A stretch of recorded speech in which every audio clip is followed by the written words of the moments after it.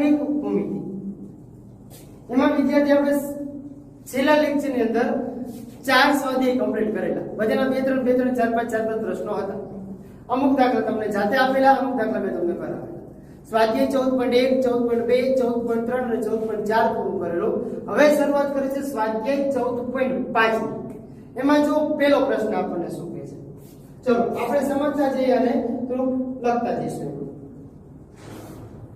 રેખાખંડ, જો એક પ્રશ્ન એવું કરાવું છું એની જેવા પાછા બીજા 2 પ્રશ્નો છે. 7.3 સેમી લંબાઈનો રેખાખંડ AB દોરો અને સમિતિનો અક્ષ નિશ્ચિત કરો. એટલે કે રેખાખંડ લંબ દ્વિભાજક તેની સમિતિનો અક્ષ છે એવું થાય, બરાબર. એટલે આપણે લંબ દ્વિભાજક દોરી અને એનો અક્ષ નિશ્ચિત, એટલે જે એનું નિશ્ચિત જે છે એ નક્કી કરવાનું છે. કેટલા છે તો કે 7.3 સેમી લંબાઈનો રેખાખંડ. તો ચાલો જોઈએ. પહેલો પ્રશ્ન છે 7.3 સેમી લંબાઈનો રેખાખંડ પેલા દોરી દઈએ. તમારે માપ લઈને દોરવાનું છે, બરાબર. તમારે એકદમ દોરવાનું નથી. હું અંદાજિત દોરું છું એટલે આપણને બહુ આઈડિયા, તમને સ્કેલથી તમે દોરશો એટલે ખબર પડે. અહીંયા માપ પડ્યું આપણને કેટલું કે 7.3 સેમી. કેટલું છે આ 7.3 સેમી. નામ આપણને આપ્યું છે રેખાખંડ AB. નામ આપી દઉં છું A, અહીંયા નામ આપી દઉં છું. હવે સમિતિનો અક્ષ નિશ્ચિત કરવાનો છે એટલે કે એને લંબ દ્વિભાજક દોરવાનો છે. તો લંબ દ્વિભાજક દોરવા માટે શું કરવાનું, તો જે તમે 7.3 સેમી નું માપ આપ્યું છે એમાં તમારે અડધા કરતા વધારે માપ લઈ લેવાનું. આટલું અડધું સમથિંગ એના કરતા અડધા કરતા વધારે માપ લઈ લીધું. પછી A અને B ને વારાફરતી કેન્દ્ર રાખી એક ચાપ કરજો. એક ચાપ અહીંયા મારો, એક ચાપ નીચે મારો, ઉપર અને નીચે એક ચાપ મારવાની છે, બરાબર. પછી B ને કેન્દ્ર રાખો, એક ચાપ આને છેદે એવી રીતે મારવાની અને બીજી ચાપ આને છેદે એવી રીતે મારવાની. બેને વારાફરતી ચાપ મારવાની. જો ચાપ થોડીક ટૂંકી પડે તો ચાપ થોડીક લાંબી કરવાની છૂટી. તો જો આપણને આટલી એક ચાપ મળે છે તો બંને ચાપમાંથી પસાર થતો એક રેખાખંડ પાછો દોરી લ્યો. તો જો તો બંને ચાપમાંથી પસાર થતો એક રેખાખંડ દોરું એટલે મને એક આવું મળે. જોઈ મળે. અહીંયા જે નામ મળે છે શું આપી દઈશું O. આ સમિતિનો અક્ષ નિશ્ચિત થઈ ગયો. હવે જો આપણે તમને બીજું કંઈ કીધું છે, રચનાના મુદ્દા કેવું કે લખવાનું નથી કીધું, પણ લખો લખી શકાય. શું તો એકવાર સમજાવું છું, જેમ તમે દોરતા જાઓ છો એમ તમારે લખતું જવાનું, બરાબર. તો કે શું લખવાનું, તો કે રેખાખંડ AB બરાબર 7.3 સેમી નો દોર્યું. દેખો પછી આ A અને B નું અડધા કરતા વધારે માપ લઈ બંને બાજુ બંનેને વારાફરતી કેન્દ્ર રાખી ઉપર નીચે ચાપ રચી બંને ચાપ જ્યાં છેદાય ત્યાંથી એક રેખાખંડ બીજો દોર્યો. એક રેખા મળી. આપણે તમારે લખતું જવાનું અને દોરતું જવાનું. દોરતા જશો લખતા જશો તરત તમને ખબર પડી જશે. હવે જો તો આ લંબ દ્વિભાજક એટલે કોઈ પણ રેખાખંડ તમને આપેલો છે એનું અડધું માપ, બરાબર. તો અડધું માપ કેવી રીતે દોરવાનું મેં તમને કીધું, તો કે જે માપ આપ્યું છે એનું અડધા કરતા વધારે માપ લઈ લો. બેને વારાફરતી એક વખત અહીંયા ચાપ રાખો, આનું કેન્દ્ર મારો, એક આમ ચાપ મારો, આને કેન્દ્ર એક ચાપ આમ મારો, એક ચાપ આમ મારો, બે તમને માપ મળી જાય, બરાબર. જો એના પછીનો બીજો પ્રશ્ન એવો જ આપ્યો છે 9.5 સેમી લંબાઈનો રેખાખંડ દોરો અને તેનો લંબ દ્વિભાજક રચવાનો. હવે લંબ દ્વિભાજક તમને દોરતા આવડે, સેમ ટુ સેમ છે, બરાબર. એટલે બીજો પ્રશ્ન છે તમારે કરવાનો છે જાતે, બરાબર. એના પછીનો ત્રીજો પ્રશ્ન જો 10.3 સેમી લંબાઈના XY નો લંબ દ્વિભાજક દોરો. તો એ આપણે લંબ દ્વિભાજક એટલે આના જેવો સેમ ટુ સેમ. એટલે ત્રીજો પ્રશ્ન તમને આવડશે, બરાબર. એટલે લખી નાખું, જાતે પ્રયત્ન કરો એટલે ખબર પડી જશે.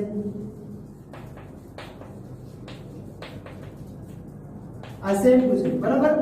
એના પછીનો ચોથો, એમાં તમને જો ત્રીજાનો પાછો એ આપેલો છે એવું તમને કીધું કે 10.3 સેમી લંબાઈનો, એટલે સમજાવી દઉં છું. જો આ ધારો કે 10.3 સેમી લંબાઈનો મેં દોર્યું, બરાબર. બેનો લંબ દ્વિભાજક એટલે કેટલું થાય, અહીંથી આમ ચાપ મળે, અહીંથી આમ ચાપ મળે, બેને આવી રીતે દોર્યું, બરાબર.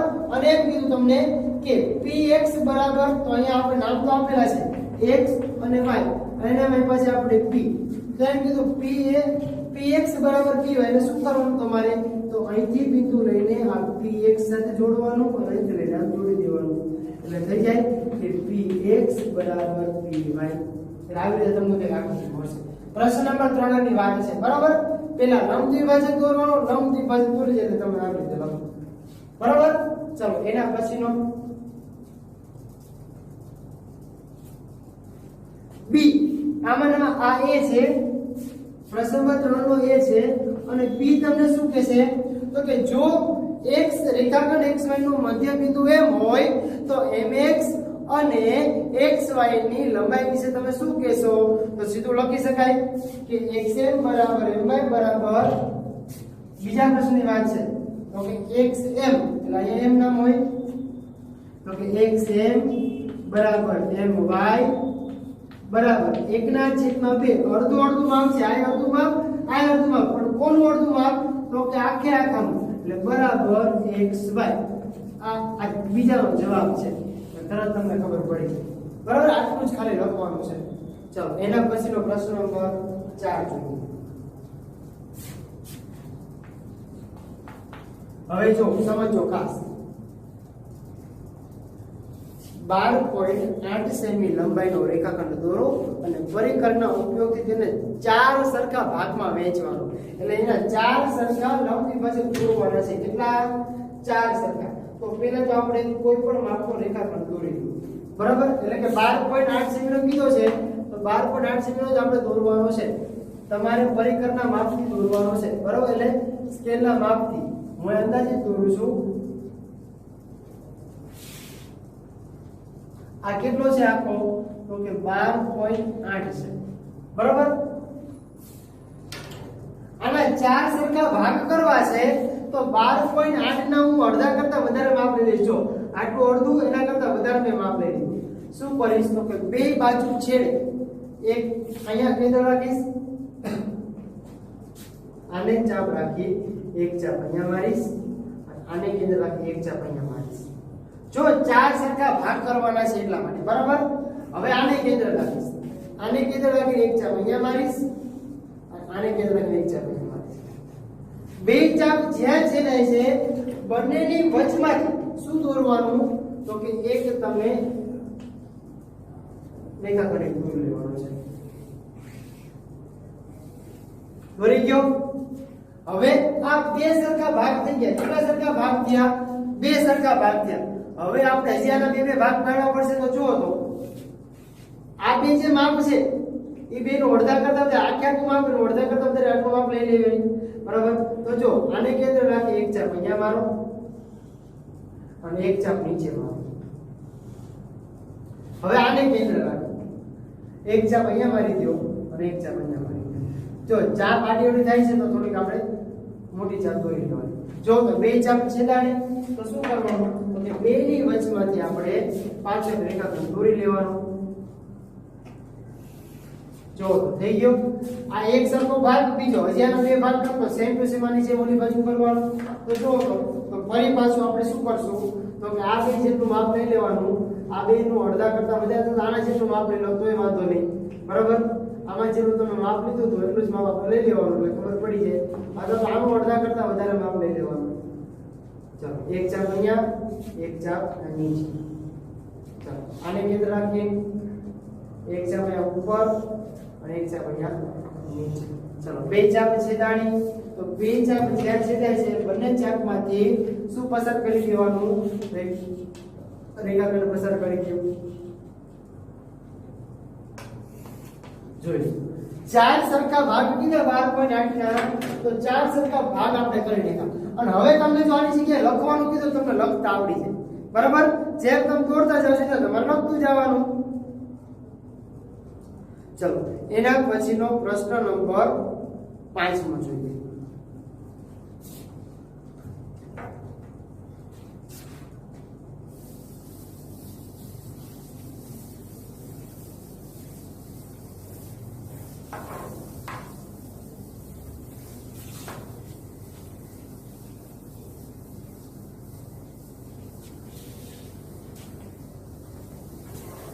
જો 11 સેમી સોરી 6.1 સેમી લંબાઈનો PQ જેટલો વ્યાસ છે એટલે આપણને PQ જેટલો વ્યાસ તો આપી દીધો, એટલે આપણને હું અંદાજે દોરી લઉં છું પહેલા તો કેટલો, તો કે કેટલો પ્રશ્ન છે આ 5મો પ્રશ્ન છે બરાબર. અહીંયા આપણને 6.1 સેમી નો માપ કરવાનો આટલું પૂરો છે. P અને Q કેટલો છે તો 6.1 સેમી. હવે કીધું કે તેવું વર્તુળ દોરો અને રચનાના પગે, તો આપણને એવું કીધું વ્યાસ આપ્યો છે PQ વ્યાસ છે, આ વ્યાસ છે વર્તુળનો, આનું મધ્ય બિંદુ ક્યાં છે આપણને ખબર નથી, ફરતે વર્તુળ દોરવાનું છે. તો કેવી રીતે દોરશો, તો કઈ નહીં, સાવ સહેલું છે. આને પેલા લંબ દ્વિભાજક દોરી નાખો, તો અડધા કરતા વધારે માપ લઈ લીધું, એક ચાપ અહીંયા મારી દો, એક ચાપ અહીંયા મારી દો, આને જ કેન્દ્ર રાખીને એ જ માપની ત્રિજ્યા વડે એક અહીંયા મારી દો ચાપ, એક ચાપ નીચે મારી દો, અહીંયા થોડી ચાપ નાની છે તો થોડી મોટી ચાપ કરી નાખો. ચલો આટલું થઈ ગયું. તો કઈ નહીં, હવે આના વચમાંથી શું કરવાનું, એક તમને ખાસ ખબર પડી જાય, આ બેમાંથી તમે આટલું દોરી શકો. ચલો અહીંયા આપણને મધ્ય બિંદુ મળી ગયું એમ. હવે કઈ નહીં, એમ અને આ બે જેટલું માપ લઈ લેવાનું. અહીંથી જે બે બાજુ જો તમારે વર્તુળ દોરવું છે તો અહીંથી આટલું માપ લઈને જો બે બાજુ થઈ જાય છે, હવે તમે સાથે દોરી શકો. આખે આખું વર્તુળ તમારે દોરી નાખવાનું. જો તો બે માંથી પસાર થઈ ગયો આ વર્તુળ તમારું, ના વર્તુળનો વ્યાસ થઈ ગયો PQ 6.1 સેમી. આટલું જ તમારે કરવાનું છે. આપણે એના પછીનો છઠ્ઠો પ્રશ્ન જો, છઠ્ઠો પ્રશ્ન તમને આવડે એવો છે, સાતમો આવડે એવો છે, આઠમો નવમો દરેક પ્રશ્ન તમને આવડે એવા છે, પણ છતાં હું તમને માહિતી આપી દઉં છું. કેન્દ્ર C ને C અને ત્રિજ્યા 3.4 સેમી ત્રિજ્યા સેમી વાળું વર્તુળ રચો.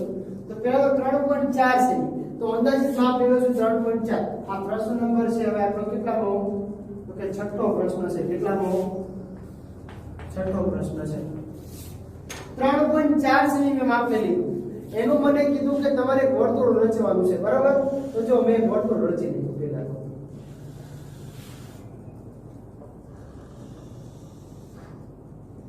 બરાબર એક વર્તુળ રચ્યું. એ શું નામ આપવાનું છે, આપણે C નામ આપવાનું છે. ચાલો C નામ આપી દીધું. હવે આપણને શું કીધું છે એનું,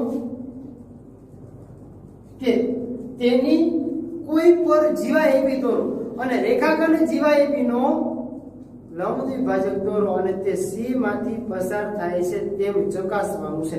પહેલા તો કોઈ પણ જગ્યાએ તમે એક જીવા દોરી લો. તો ચલો એક જીવા હું દોરી લઉં છું. ચલો એક મેં જીવા દોરી લીધી. જીવા એટલે બે બિંદુને વર્તુળમાંથી પસાર થાય એવી રીતે બરાબર. હવે આનું આપણે લંબ દ્વિભાજક, તો લંબ દ્વિભાજક દોરતા બધાને આપણે આના કરતા અડધું માપ લઈ લો, અડધા કરતા વધારે. એક ચાપ અહીંયા મારો, એક ચાપ નીચે મારો, આને કેન્દ્ર રાખીને એક ચાપ અહીંયા ઉપર મારો અને એક ચાપ નીચે મારો. બંને ચાપ જ્યાં છેદાય છે ત્યાંથી આપણે શું કરવાનું છે, તો કે આપણે સીધે સીધું માપ દોરવાનું છે. એકદમ અહીં નામ મળ્યું તો આમ મળ્યું બરાબર, અને નામ આપ્યું તો આપણે C. તો જો તો ચલો તો વર્તુળના કેન્દ્રમાંથી પસાર થાય છે તો જોવાનું છે હા. જો તો વર્તુળના કેન્દ્રમાંથી પસાર થાય છે તો કે હા થઈ જાય છે. આ વર્તુળનું કેન્દ્ર આપણી જીવા A અને B, AB નો આ વર્તુળ દોરી નાખો છે. આપણું સાવ સહેલો પ્રશ્ન છે બરાબર. તો ચલો એના પછીનો પ્રશ્ન નંબર 7. આકૃતિ તમને દોરતા આવડી જાય એટલે કઈ ચિંતા જેવું છે નહીં. બીજું,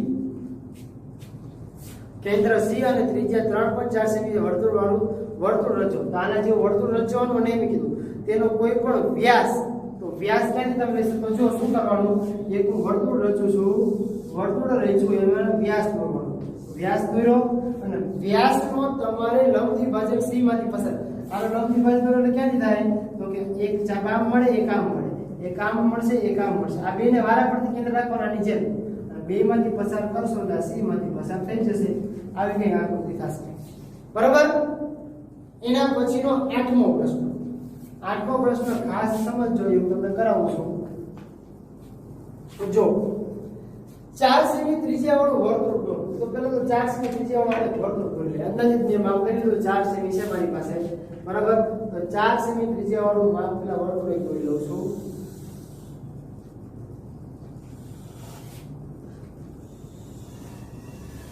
બરાબર. જો તો 4 સેમી ત્રિજ્યા વાળું મેં વર્તુળ દોર્યું. હવે મને શું કહે છે એમાં, તો જો તો એમાં પ્રશ્ન આપણે એવું કહે છે કે તેની કોઈ પણ બે જીવા દોરો અને બંને જીવાના લંબ દ્વિભાજકની રચના કરો. તે બંને પરસ્પર ક્યાં છેદે છે એ જોવાનું છે. તો બંને બે જીવા દોરો, બંને જીવાના લંબ દ્વિભાજક દોરવાના. તો બે જીવા દોરી લઈએ છીએ આપણે. એક જીવા અહીંયા દોરીએ છીએ અને એક જીવા હું આવી રીતે દોરું છું. બંને જીવાના લંબ દ્વિભાજક એના નામ આપી દઈએ આપણે O. લંબ દ્વિભાજક આપણને કીધું તો લંબ દ્વિભાજક દોરતા તમને બધા ના આવડે. પેલા આ જીવાના લંબ દ્વિભાજક તો કે અડધા કરતા વધારે માપ લઈ લ્યો. એક ચાપ અહીંયા મારો, એક ચાપ અહીંયા દોરો.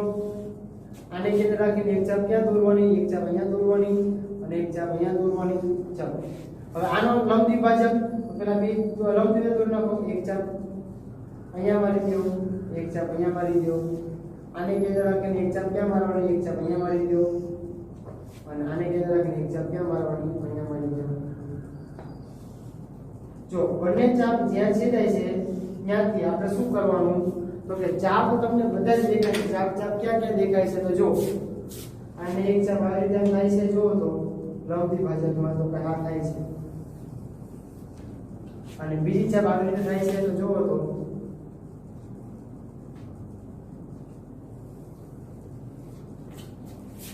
જો તો આ જે ચાપ છે તમને અહીં ક્યાં મળે છે. હવે ક્યાં છેદે છે, તો કે લખી શકાય કે બંને ચાપ છે O બિંદુમાં છેદે છે. જો અહીંયા AB આપો, અહીંયા CD આપો એટલે ખબર પડી જાય. જો તો આવી રીતે તમારી આકૃતિ થશે. મેં શું કર્યું પહેલા તો કે પહેલા એક વર્તુળ દોર્યું. જે માપનું આપણને કીધું છે માપનું વર્તુળ દોર્યું. એ વર્તુળના આધારે બે જીવા દોરી. તો જીવાના બંનેના લંબ દ્વિભાજક એટલે એક ચાપ અહીંયા મળી, બેમાંથી પસાર કર્યો. O બિંદુમાંથી પસાર કર્યો. અહીંયા આ લંબ દ્વિભાજક તો બેમાંથી ક્યાં મળ્યું આપણને, O બિંદુમાં મળ્યું. સેમ ટુ સેમ પ્રોસેસ છે. હવે 9મો પ્રશ્ન જો.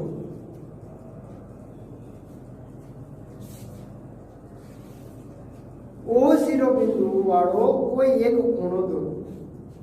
તેના એક કિરણ ભુજ પર એ બિંદુ લેવાનું છે. તો જો તમને સાદું એકદમ સમજાઈ દઉં છું, ખબર પડી જશે. આ 9મો પ્રશ્ન છે. પેલા કોઈ પણ ખૂણો A દોરો. ખૂણો A આપણે દોરી દીધો, બરાબર. ખૂણો A છે. હવે એમ કીધું કે x અને y કિરણ છે. અહીંયા x છે, અહીંયા y કિરણ છે. હવે એમ કીધું એક કિરણ ભુજ ઉપર એ બિંદુ લો. એટલે આની જગ્યાએ અહીંયા બિંદુ લઉં છું A. સોરી, કઈ બિંદુ કીધું આપણને A. એના નામ આપણે ફેરવી નાખીએ O. અને એક બીજા ઉપર બિંદુ લો B. પછી એમ કીધું કે OA બરાબર OB થાય. તો કે OA અને OB ના લંબ દ્વિભાજક. OA બરાબર OB થયા, બરાબર. બે સરખા જ લીધા છે. બે માપ બે ખૂણા સરખા લેવાના. આનો લંબ દ્વિભાજક દોરવાનો એટલે અહીંથી આ બે જેટલું માપ લઈ અથવા તો અડધા કરતા વધારે માપ લઈ એટલે આનું લંબ દ્વિભાજક અને આનો લંબ દ્વિભાજક એટલે તમને માપ કેટલા મળશે, એક માપ આ, એક આમ અને એક આમ મળશે. આનો લંબ દ્વિભાજક તો તેનો માપ તમને સેમ ટુ સેમ મળશે, બરાબર. તો એક લંબ દ્વિભાજક એનો દોરશે, એક માપ અહીંયા, એક માપ અહીંયા, એના મળશે. આનું તમે આવી રીતે દોરશો, આનું આવી રીતે દોરશો, બરાબર. પછી શું કીધું, તો કે જ્યાં બે તમને છેદાય છે, અહીંયા છેદાય છે કે OA અને આ AB આવી તમારે દોરવાનું છે. તમારે ખાલી લંબ દ્વિભાજક દોરવાના છે. લંબ દ્વિભાજક દોરી જ્યાં બે લંબ દ્વિભાજક જ્યાં છેદાય ને ત્યાંથી A અને B બે જોડી દેવાના છે, બરાબર. તો જો વિદ્યાર્થી મિત્રો, અહીંયા 14.5 ના તમારે 1 થી 9 દાખલા પૂરા. એમાં તમને મેં 1-2 દાખલા આપ્યા હતા, બરાબર. પેલો કરાવેલો, બીજો ત્રીજો તમને આપેલો, ચોથો સમજાવેલો, પછી 5મો, 6મો, 7મો, 8મો અને 9મો.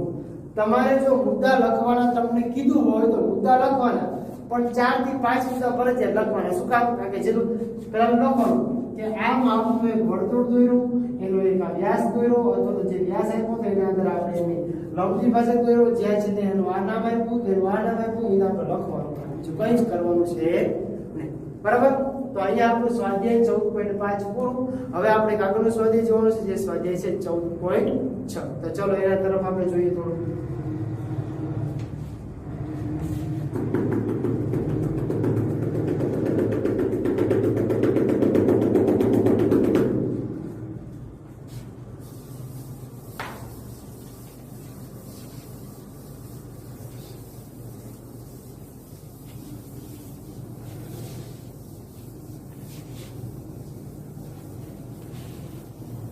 જો હવે તમારા જે તમે પહેલા જ ભાગની અંદર જે સમજાતા વિદ્યાર્થી મિત્રો, શું સમજાતા? તો એમાં તમે સમજી ગયા હતા ખૂણાઓ બધે, બરાબર? ખૂણાઓ કેવી રીતે દોરવાના છે? જો તમને ખૂણાઓ દોરતા આવડશે તો સ્વાધ્યાય 14.6 આવડશે, એટલે સ્વાધ્યાય 14.6 માં ખબર પડશે નહીં.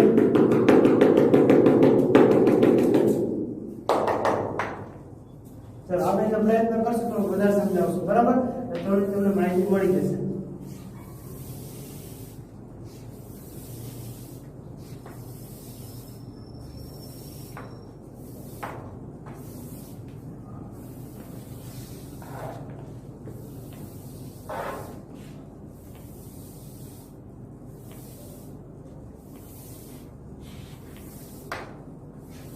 ચલો 14.6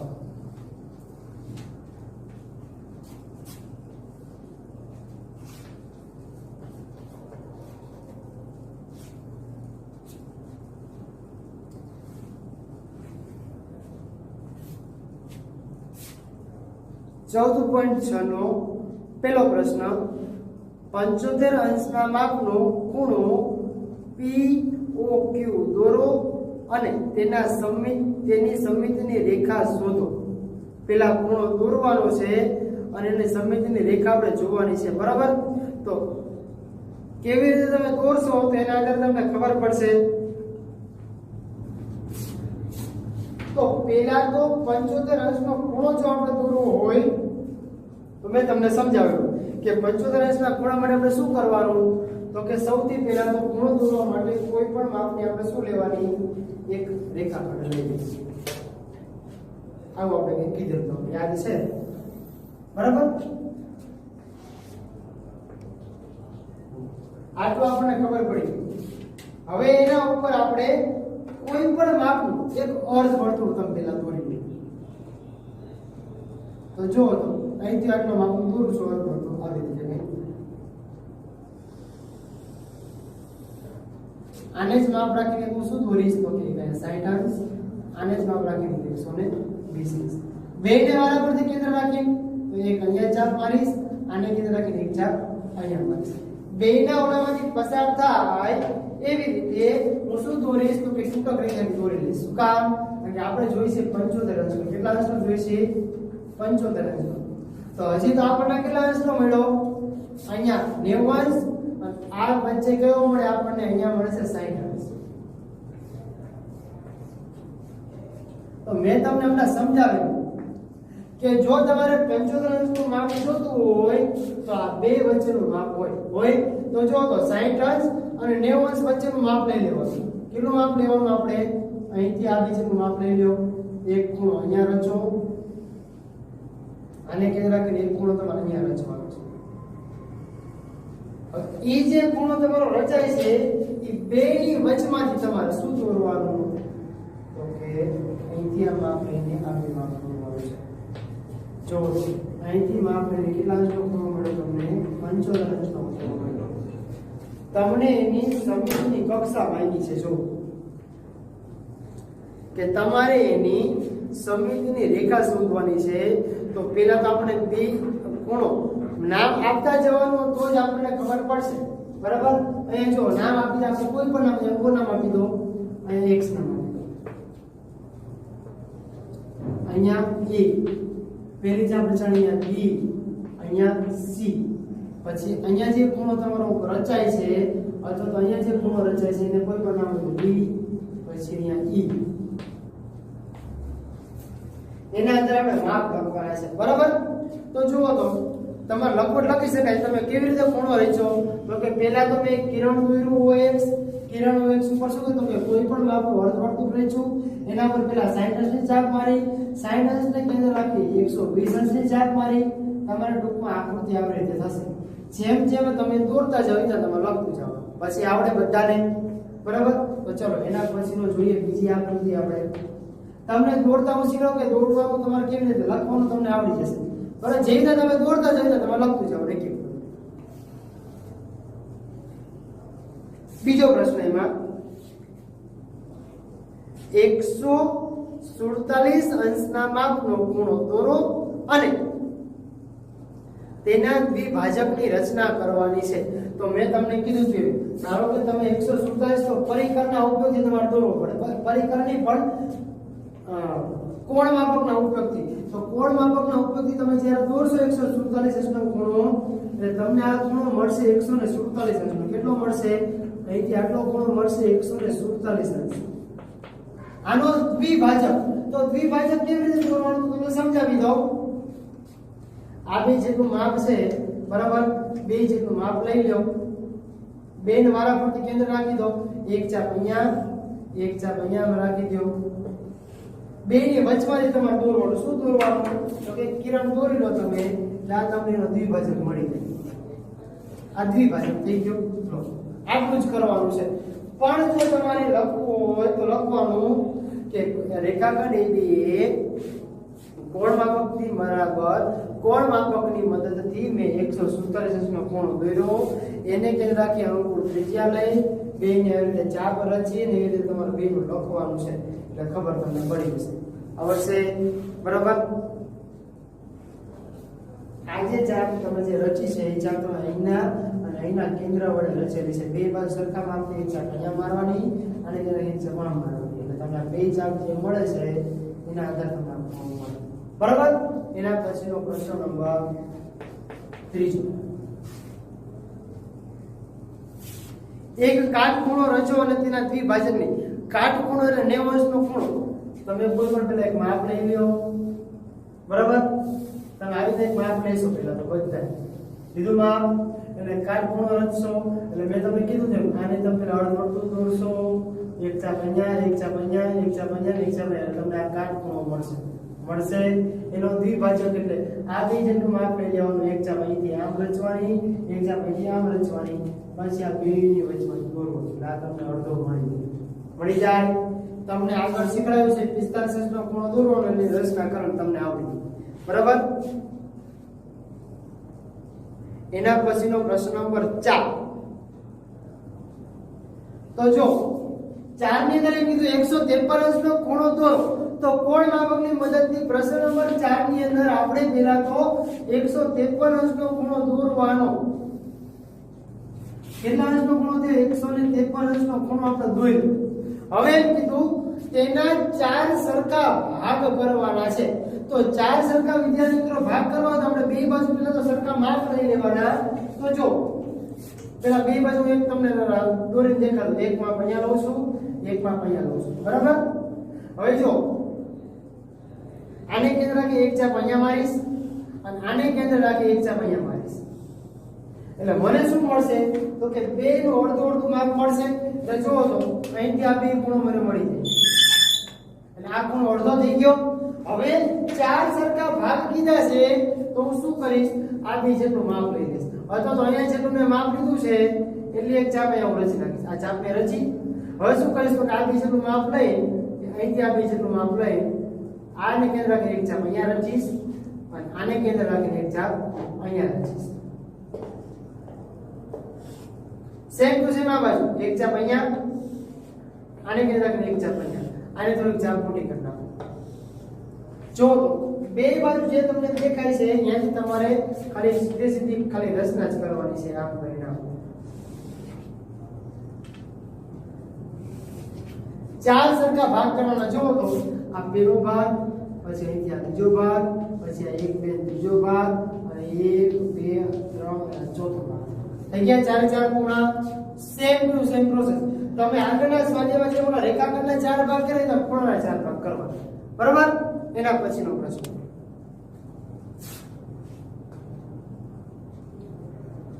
જો એના પછીના પ્રશ્નમાં તમને આવડે એવું છે અને એવું કીધું છે માપપટ્ટી અને પરિકરના ઉપયોગથી નીચેના ખૂણાઓની રચના કરો બરાબર. પ્રશ્ન નંબર કેટલામો છે? 5મો છે. કયો ખૂણો કીધો તો 60 અંશ આવડે સમજાયેલો છે 60 અંશ પછી 30 અંશ પછી 90 અંશ બધા ખૂણા આપણે આવડે એવા છે બરાબર 120 અંશ મેં કરાવેલો છે 45 અંશ મેં કરાવેલો છે અને 135 અંશની આપણે વાત થઈ ગયેલી છે એટલે તમને પાંચમો પ્રશ્ન આખે આખો જાતે પ્રયત્ન કરવાનો છે દરેકે દરેક ખૂણા પહેલા જ પાઠની અંદર મેં તમને સમજાવેલા છે બરાબર એના પછીનો જુઓ તો પ્રશ્ન નંબર 6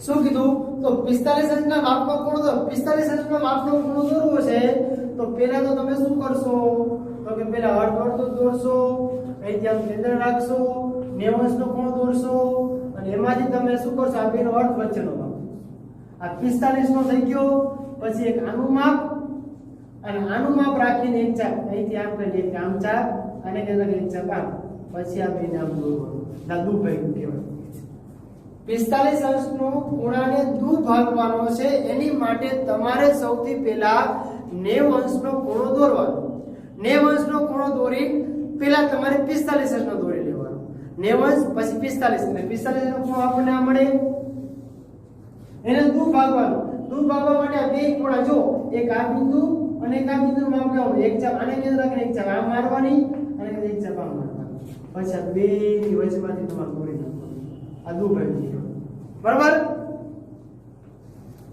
એના પછીનો જો સાતમો પ્રશ્ન 135 અંશનો ખૂણો દોરો અને તેને દૂર ભાગો તો 135 અંશનો ખૂણો દોરવા માટે 90 અંશ 120 અંશ પેલા 60 120 અને 180 દોરી નાખો 120 અને 150 નો ઉપયોગ કરશો એટલે 135 નો મળશે તમને પહેલા મેં સમજાવી દઉં ઓકે એ કેવી રીતે તમારે ખૂણા દોરવાના બરાબર તો જો તો સાતમો પ્રશ્ન તમારે સેલ્ફ જાતે કરવાનો છે બરાબર